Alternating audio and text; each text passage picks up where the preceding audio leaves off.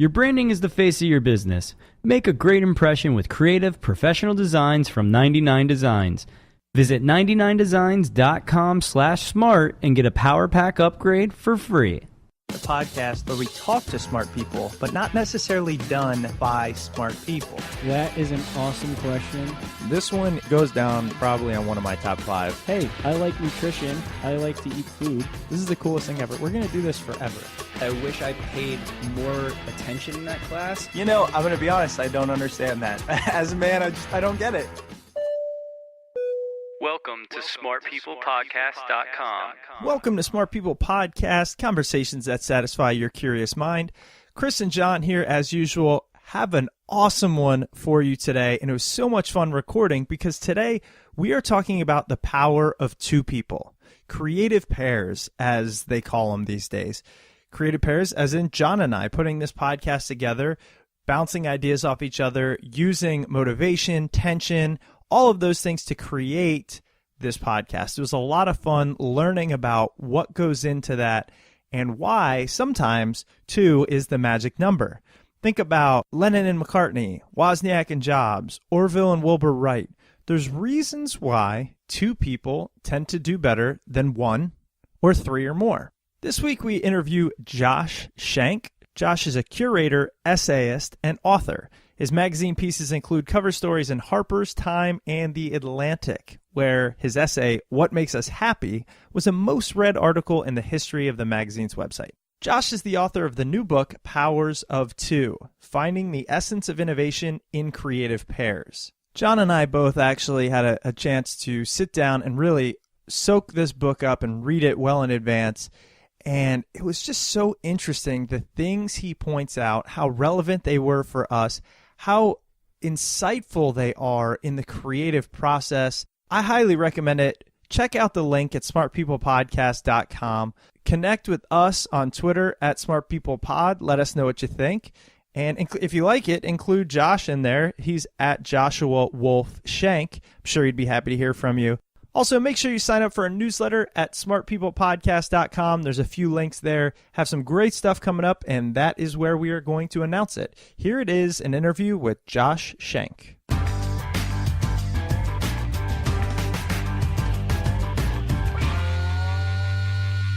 Well, Josh, thanks so much for being on the show. And first, I wanted to say I got a chance to read your book in advance.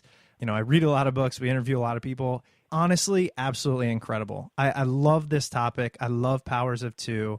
As we were just talking about creative pairs, given that John and I created this podcast, is something that's really close to my heart. So I just wanted to say thanks. It's a fantastic book. Right on, man. That's great to hear. It's one toils in not obscurity, but I definitely was many years in the making, and this book is meant to be read. It's meant to affect people. It's meant to start conversations. And unlike, some works of art or literature where, someone feels like it's done and then you present it to the world, this is a case where it's only done when I have conversations like the one I'm having with you. That was the point from the beginning.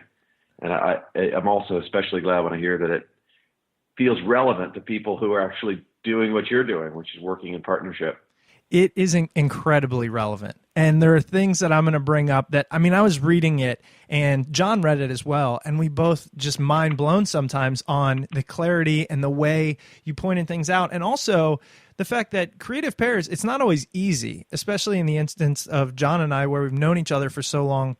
There's a friendship on the line and some of the things that come up. It's really good to see it on paper. And I do want to get into that going forward. But first, I want to start, and you kind of started alluding to it. You are a writer at heart. You've written books, articles, essays, and you've actually taught a lot of courses on creative writing. And you kind of mentioned this, but I wanted to know a little bit more about your writing process, specifically in this book, kind of how long it took, what the difficulties are, because my bucket list is write a book one day. I know it's out there for a lot of people. The closer I get to doing it, it becomes more difficult. So I just wanted to hear kind of what you did and then what you teach your students about writing. Sure. My process is built around the periods of the day that I feel most generative, and That's late morning and kind of mid to late afternoon. So I often will handle emails first thing, or around lunchtime and whatever else I need to do to, stay engaged and stay in the world. And then I kind of go into these mini retreats for 5 or 6 hours of the day, ideally. And it depends. Sometimes I'm writing, sometimes I'm researching, sometimes I'm sending emails that are, my effort to make outlines. But most writing practices begin with just that, a practice, something that you do every day. And it might be 5 minutes, it might be 5 hours. I actually just saw the great writer Amy Bender, one of the most provocative and much loved writers of my generation, and she just had twins. And I asked her about her practice. She said, "Yeah, I'm writing 5 minutes a day." She was really serious that's Wow. That's what she can do. And she said, it adds up over time. It adds up. And so this book was unusual because the research was so overwhelming, and unlike a lot of research-driven writers, I don't have a kind of clean process for where the research ends and the writing begins. I tend to only know what I need to know as I'm writing, and then I kind of need to drift into learning more, which might be reading a book. It might mean looking around at things on the web. It might mean finding the right person to interview. And then I kind of bring that back into the work, and it kind of moves around in a circle, but it's kind of a messy circle. I'm also quite messy in that I am constantly sending drafts to people, fragments, ideas. I really need a lot of feedback, especially for a book like this, which is, it only works if it's clear and reaches people. It's not and the voice of the book is whatever voice works that's kind of instructive and engaging, as opposed to a lot of literary writing where the voice is something more idiosyncratic. I just love kind of getting in the mind of a true writer, somebody who does this for a living on a multitude of topics, because it's one of those professions. Maybe it's just me, but we hear from our listeners, they say the same things. It's hard to understand. It's beautiful. It's agonizing. I don't know. There's just a lot of mystery for me specifically. And I think for anyone who sits behind a keyboard or a typewriter or whatever you use, to put thoughts down on paper that are original, that flow, that people like, it's pretty intimate, and it's scary, I would imagine. Yeah, I mean, it's just like anything. You have to go at it over and over and over again, and the clarity emerges over time, and the beauty might emerge over time. But it tends to, on any given day, it tends to be very ugly, and that's why so much of the work of a writer is just fortitude and energy. It's like in the beginning of On the Road, the character, the Dean Moriarty character, is asking the Sal Paradise character, "How can you be a writer?" And he says, "What do I know about being a writer except you have to stick to it like a Benny addict." Just this kind of relentless pushing forward, and over time, hopefully, something emerges that has some value. Absolutely. Well, and one of the things I wanted to talk to you about was you deal a lot in the field of mental health. I mean, I was unaware prior to reading Powers of Two of the book you wrote, Lincoln's Melancholy, which now I have to go back and read that. So thank you for adding another, massive novel to my list. But it seems fantastic. And then you also you do some work at the Carter Center. You wrote an essay, "What Makes Us Happy" in the Atlantic, which was extremely successful. I was wondering why that theme and where that came from. It comes out of personal experience. Originally, I have a lot of depression and mental health issues in my family, and it's been a big part of my story too.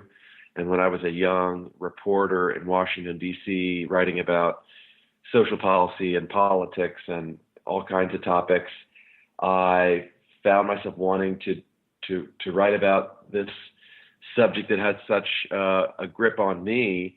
I wasn't drawn to write about myself, but I wanted to learn about. I wanted to dig into the questions that I was asking myself every day, and the biggest question was, what do I do with the fact that I feel really crappy and I'm also really ambitious? And can those two things coexist? And is there such a thing as achievement and meaning that is connected to the suffering? And I heard about, around this time, I heard about Lincoln being a very depressed young man, and it was shocking to me and amazing to me. And I had a very hard time reconciling that with the Lincoln I knew from the Lincoln Memorial and from the $5 bill and this august, dignified, just the apotheosis of the great man in history. And I didn't know how to square that with this, morbid young man who was talking about he didn't know if he could keep on living. So I set out to understand it, and it turned out there was a big story there to tell that for a variety of reasons had never been fully told before. And so that was many years of my life writing Lincoln's Melancholy. And as I did that, I also wrote some about my own depression, my own experience with psychopharmaceuticals. And then the other piece you alluded to, What Makes Us Happy, in The Atlantic, it grew out of a body of research that I encountered when I was researching the Lincoln book, this series of books written by a psychiatrist named George Vaillant, who is the director of a longitudinal study at Harvard that tracked a group of young men from the time they were sophomores at Harvard in the late 30s all the way through their lives. And it still is ongoing, and a number of the men are still alive in their 90s. So just because I was thinking about this research over and over again, I finally approached Dr. Vaillant and asked him if he'd be open to my writing about it. And we ended up negotiating a kind of access for me into these files of these men in Boston that had never been given to a reporter before. So that was a great adventure. Yeah, and I'm wondering now, because it's been well documented throughout this podcast that early on when I graduated college, I was in a career field that really caused me a lot of stress and anxiety. And as that ramped up, I got depressed over my current situation in the world, that I'm going to have to do a job forever that I hate. And, eventually I worked on it. I spent years and years and years. I took years off work, all types of stuff. And now for the past couple of years, I've been not only reading and writing on it, but doing coaching, and I'm getting trained as a career counselor, because I think a lot of it, for me specifically, came from lack of understanding what I wanted while I was on this earth. And I had a very large importance in what my career is going to be. And so I'm interested in your research doing, Lincoln's Melancholy, your own experiences, writing this article in The Atlantic. Is there any underlying theme that you found that really helped maybe mitigate the depression or push you through and then get to that brighter place? Sure. I mean, there are a number of systems that have been helpful to me and a number of ideas. The Lincoln book is predicated on this arc that I saw in Lincoln's life from a place of engagement and awareness of suffering, just an acknowledgement of it, a being in it, a not denying it, which I hear in your story that look, I'm anxious. This is real. This is true. And oftentimes people don't want to just sit still and notice what's happening with themselves, which is where things really need to start. And then the question becomes, all right, I know this is happening. What do I do about it? And there's a kind of second phase of bridge building or just active work to try to be in the world around you, to treat yourself perhaps, or perhaps to change the conditions of your life, or perhaps to be of use to other people. And that this middle stage can, if the circumstances are right, and if you do the work hard enough, can lead to a place of a larger sense of meaning or purpose, or even, this lofty word, transcendence, not transcending the problems of mortality or of suffering, but transcending a limited view of the self, and coming into a place of service and meaning.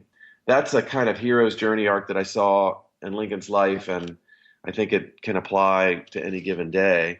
But, there's also the very simple thing right now for me is just one day at a time, trying to do the best I can do, and break the big things down into small chunks, and as much as possible, pay attention to how I can be of use to others. And, that often includes being aware of my own stuff, because sometimes a way to be of service to others is to be honest about what it's like to be human, or to learn the kinds of things that you can only learn when you pay attention to your own thoughts and feelings. And the writing is a funny path for service, because it might seem very self-absorbed, and it can be very self-absorbed, but it's actually only worthwhile when there's a sense of giving and of kind of turning one's thoughts into something that has some kind of value for other people. At least that's my experience. I'm really glad you mentioned that, because I'm going to be completely honest. As I was reading your newest book, Powers of Two, for some reason, and again, maybe it's because it's so close to my heart and what I've created with a best friend of mine, but it did feel like it was a book of service. And I honestly mean that in the sense that as I was going through and understanding it, and your writing flows so well that it wasn't difficult. Oftentimes when I read nonfiction, which is all I read, sometimes I feel like I'm struggling through it. Wasn't all the case in your book. And I could just feel almost connections being made in my brain. And then as that was happening, I was getting more creative. Okay, how can I create more with other people? Who do I vibe with? Why? What was that first interaction like? And really, I felt that. So you did create that in this work, and I don't think it was at all selfish. Well, it's great to hear. I mean, that's the point of the book, and I love, the basic question you asked, which is who do I vibe with? That's where this starts, and in some ways, it's where it ends too. I mean, in the sense that yes, there are many details and questions to face when one is trying to engage with other people creatively, but even when you are, well advanced and kind of, deep into the mix with somebody, the question is, what is the vibe like? How does it feel? Are you able to move? Are you able to rock back on your heels and deliver the strongest punch? And, is that other person, is the thing you can do together more potent than what you're able to do without that person? And that's definitely where this begins. Yeah, it's so interesting. I was actually having a conversation with somebody and telling them, oftentimes people ask, how did you create the podcast? How have you been doing it for 4 years? All this stuff. And there's plenty of different pieces of advice. But the number one thing I do always say is I did it with somebody else. I truly mean that. And the reason, there's a million reasons, but for me, the biggest one was it was much less difficult to quit. Or I'm sorry, it was much more difficult to quit. There were days I didn't want to do it, he did, and vice versa. There were ideas I had, and it was that camaraderie that I am positive it would not have lasted without two people. And so, again, I think that's one of the powers of two, if you will. But I wanted to talk about the vibe thing. You call it chemistry in the book, and there's a lot behind that quality. I was hoping you could explain to me and our listeners a little bit more about what you now think of chemistry. Yeah, well, it continues to be mysterious to me. The book, in the many years of research was aimed at trying to understand just what it is. And I don't think it's fully possible in the same way that we can't fully understand love, but we could describe the basic characteristics of the people who have chemistry over and over again. And what I found is the foundation is an enormous sense of alignment and rapport and similarity and a kind of shared interest values. That's the floor, or that's even beneath the floor, that's the concrete foundation that goes into the earth that allows you to build something. But then on top of that, there needs to be challenge, there needs to be difference, there needs to be even tension, because creativity is not about being comfortable. It's about moving from where you are to something different or bigger, and it's often about encountering. Creativity is often about the encounter of disparate things. So when someone is taking a traditional form like architecture, but then is inspired by, abstract painting and brings those two things together like Frank Gehry, that is what creativity is at its heart. And it's not static, but it can't be too frenetic or too challenging. The two things also need a common ground. And so those two things together are the foundation of it. And we see that with Steve Jobs and Steve Wozniak. We see that with John Lennon and Paul McCartney. We see that over and over again. And now it's time for our awesome sponsors who support Smart People Podcast. All right, smart people. If I were to say you can save money on your cell phone bill, use almost any model of phone, get better coverage, and not have any more contracts, I'm assuming you'd want to hear more. And that's exactly what you get with Ting, one of our favorite sponsors. So how does Ting do it? Well, first off, Ting sits on the Sprint network. So you get amazing Sprint service. And if Sprint doesn't have great coverage wherever you're trying to use your phone, with Ting, it'll automatically switch to Verizon service for talk and text at no additional charge. So not only do you get amazing coverage, but you're almost guaranteed to save money. For example, the average monthly bill on Ting is $21 a month. Don't take my word for it, though. Go to smartpeople.ting.com, and the first page that you will see will be a savings calculator. You type in what you're paying now and about how much you use your phone, and it will instantly tell you exactly how much you'd be saving using Ting today. Another thing I love about Ting is it's a pay-what-you-use model. So say you go on vacation for a month and you don't use your phone at all, your bill for that month will be $6. Which is the maintenance fee for having your cell number. There's literally no other fees. And with Ting, there are no contracts, no early termination fees. It's basically the way the cell phone industry should work. So go to smartpeople.ting.com, dig around, see how much you'd be saving right now. And if you decide to move forward by going through our link, you'll instantly be credited $25 towards your account. See how much you could save today at smartpeople.ting.com. I've said it before and I'll say it again.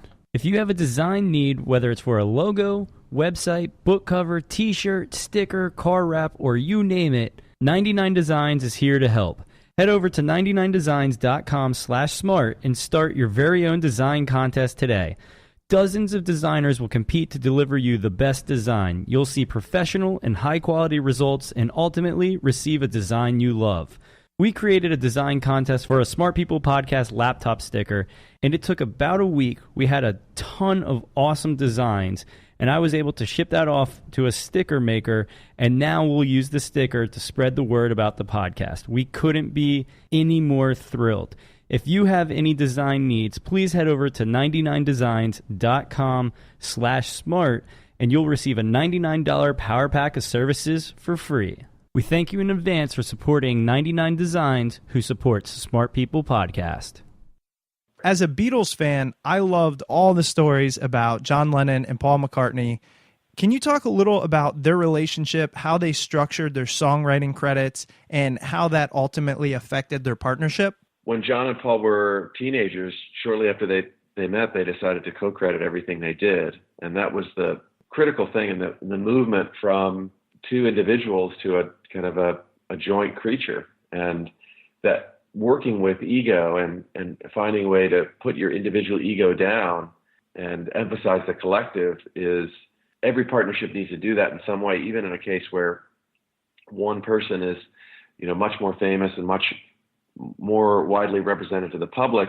He or she still needs to accept the partner into the process in a way that begins to break down the barriers between the I and the we. John and Paul also had very clear, sharp roles. It was very clear what Paul's job was in the sense of paying attention to form and structure. And it was very clear what John's job was, which was to be the one who, brought in the surprising and kind of associative ideas, was always kind of pushing up against tradition and form. But they also could switch roles, so they had a very fluid dynamic there. And the other themes of the book, they all show up with John and Paul, which is part of the reason why I spent so much time on them. They really illustrate all the basic themes. The last two that I'll mention are distance, finding that appropriate space from your partner so you can continue to nourish your individuality, even in the context of this combination and tension or challenge or even competition and rivalry, which was a huge part of the Lennon-McCartney story. It was often Lennon and McCartney was Lennon versus McCartney. I don't think I ever realized that. Well, we tend to mistake kind of enmity or hostility even for something that's antisocial, when a lot of times, just like in a football game, you have two guys at the line of scrimmage and they're pushing against each other. And yeah, they're both trying to push the other guy back, but they're also depending on each other and they're playing the same game. And a lot of times it's sort of the bigger games that creative people play together involves these little games of pushing against each other, trying to beat each other, trying to match the other. And that is, one of the major revelations of the book, I think, is that one needs to welcome this energy rather than be afraid of it. That's one of the things about creative pairs in general. And I know it in terms of my relationship with John when we're working on the podcast. There's that tension that can be a good thing.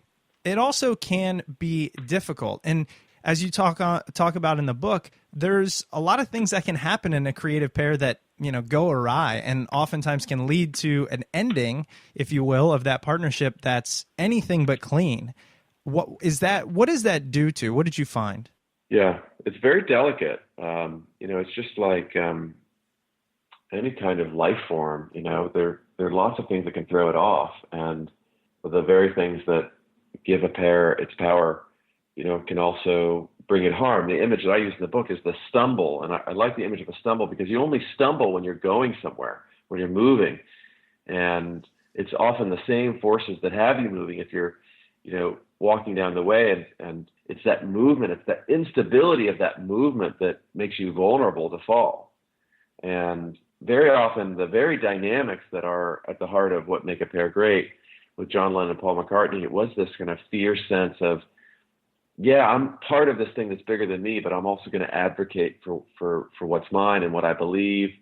And that got to be a point of real trouble for them, but it only was deadly when it became combined with this other factor, which is a pair is vulnerable. A pair is dependent on the environment around it, and it's also vulnerable to changes or to instabilities in that environment. And a lot of times the way a pair does its best work together is and that work is often enormously volatile, but that volatility is often enabled by a lot of safety and stability kind of around them.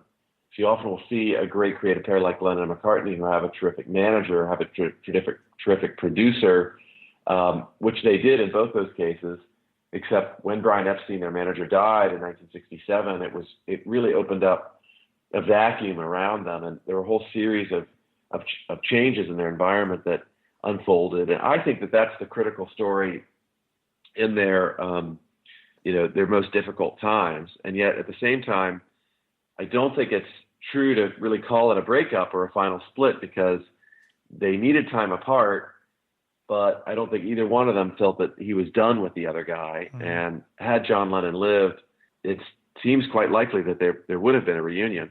Yeah, that would have been something to behold. Oh, it's a shame. And on the topic of kind of the difficulty of creative pairs, I was wondering if different personalities can be one person's creative pair. So what I'm asking is, can I myself have a creative pair in one area of my life with somebody who's completely different than a creative pair in another area or project in my life? Absolutely. I mean, I am a writer and I depend on editors, but there are times when I am the editor working with a writer. I often am, doing public events that other people organize, and I have a very particular role to sort of be the star of my little show.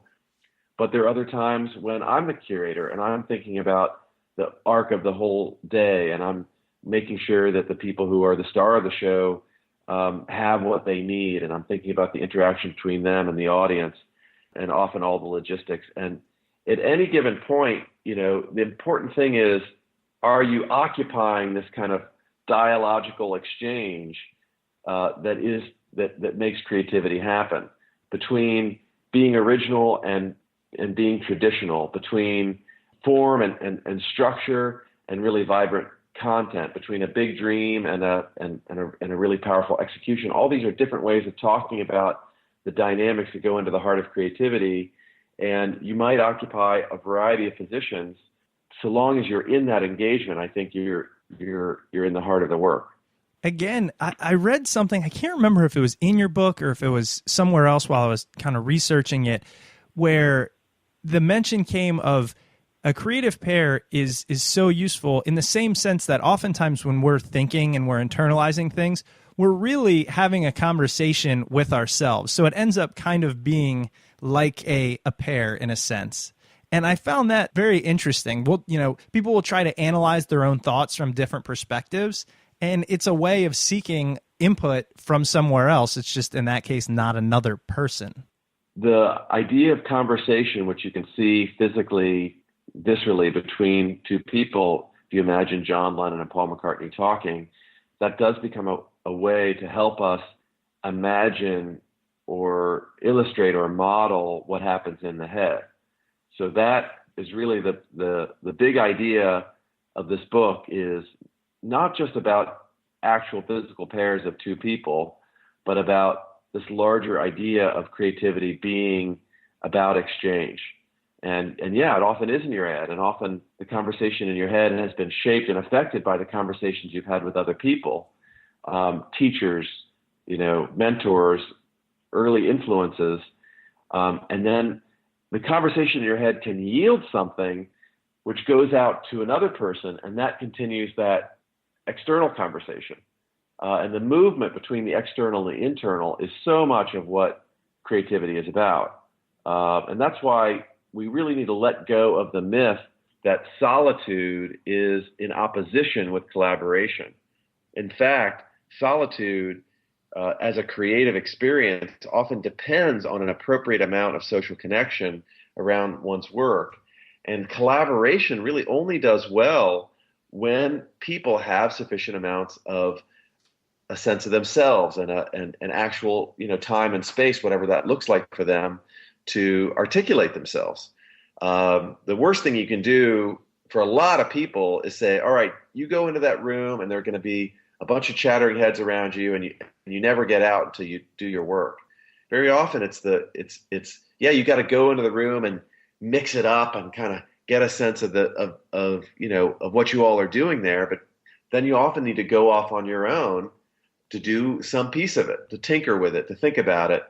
That's definitely the case with Lennon and McCartney, that they initiated a lot of things separately, and they would play with ideas and kind of take it as far as they could, and then they would bring it to the other and move the ball down the field.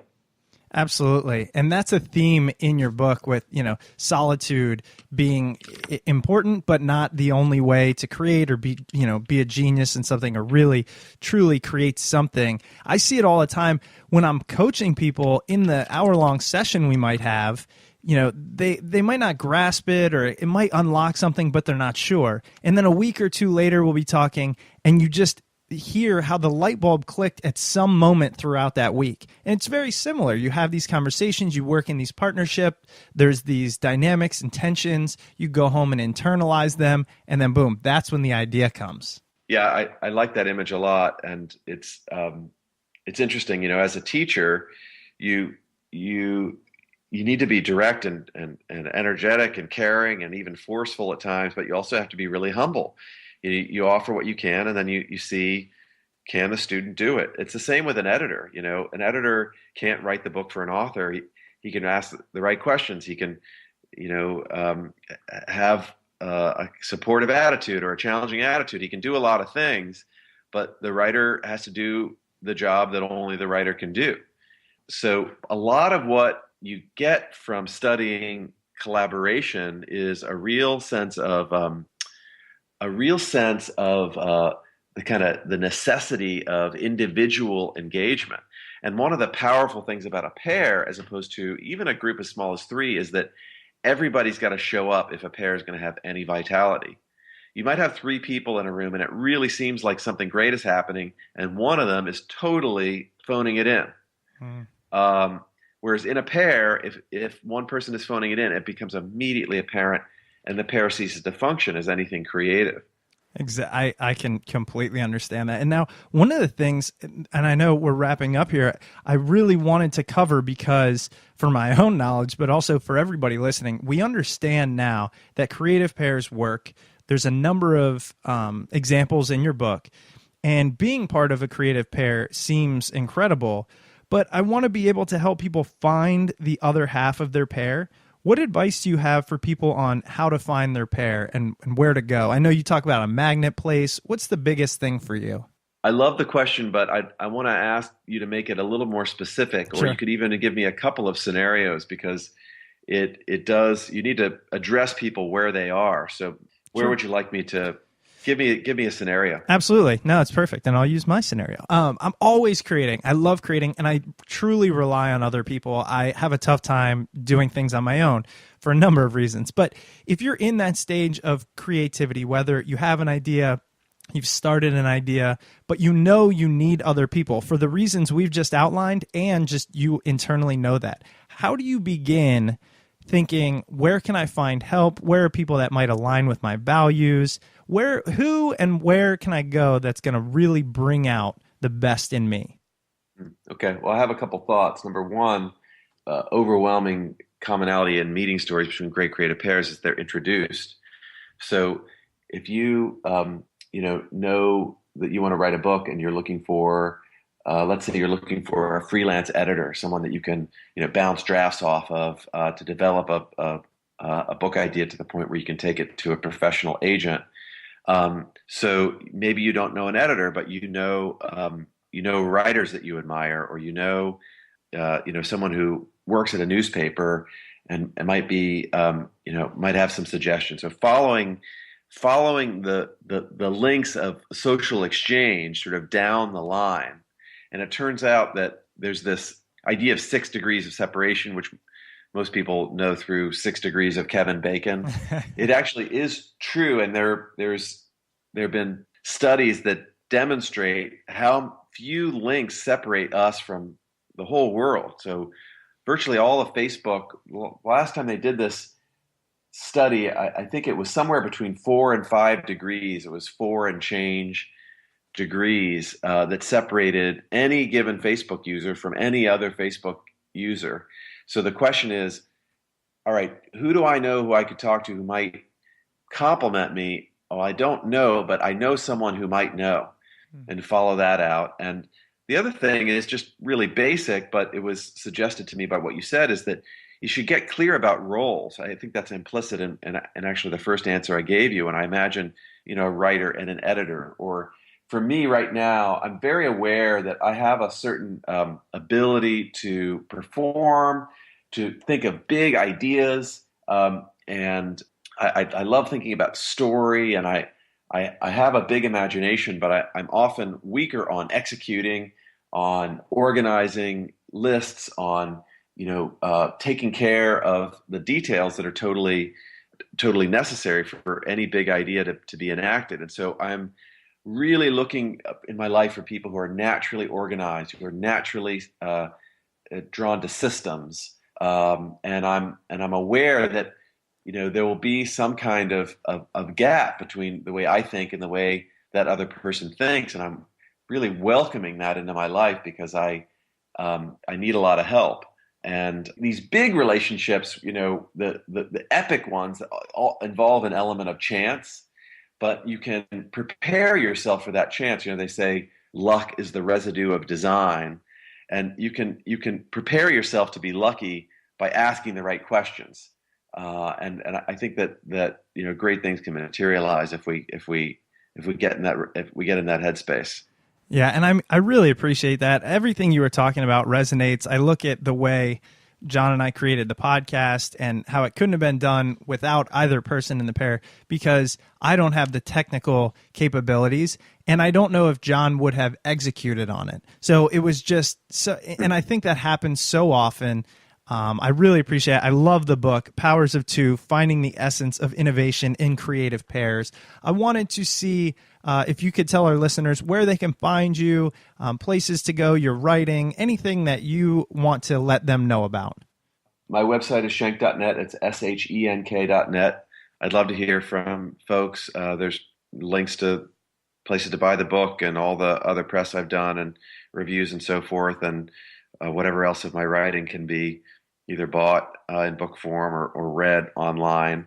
I'm also writing an advice column on creative relationships, and I'm glad to take people's questions. Oh, wow. There's a way to contact me through my website, and that's a lot of fun for me. So I'd love to hear from anyone who's interested. Believe me, I'll probably be asking you for that advice. Please do. I'm looking for material, and it's I'm also glad if people don't know like exactly what the question is. I'm glad to have an exchange to try to tease it out and just sort of hear what your story is and what kinds of things you're asking, and often the question kind of emerges from that conversation. Absolutely. And do you talk to people on Twitter at all, or is that not something you do? I do. I am on Twitter, and it's at Joshua Wolf Shenk. There's also a link from my website. I just joined Instagram at the instigation of my niece and nephew.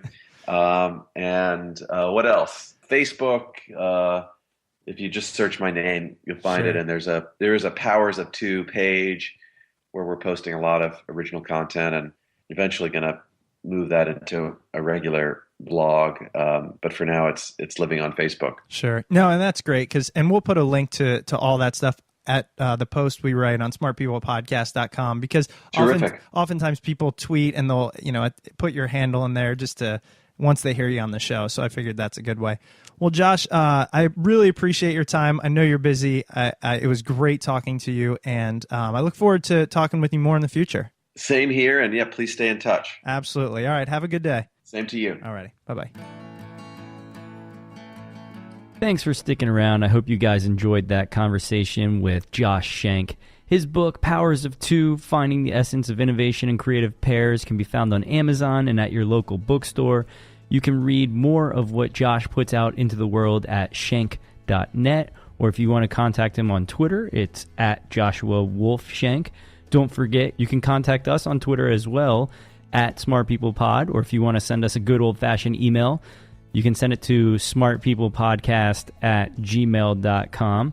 If you guys enjoy the show, please head over to iTunes and Stitcher and leave a review for us there. It helps out the show immensely, and we truly do appreciate it. Just as a reminder, we recently got laptop stickers made, so we're going to figure out a way to send those out to our listeners. So if you want one of those, hit us up on Twitter, let us know, and we'll see what we can do. See you guys next week.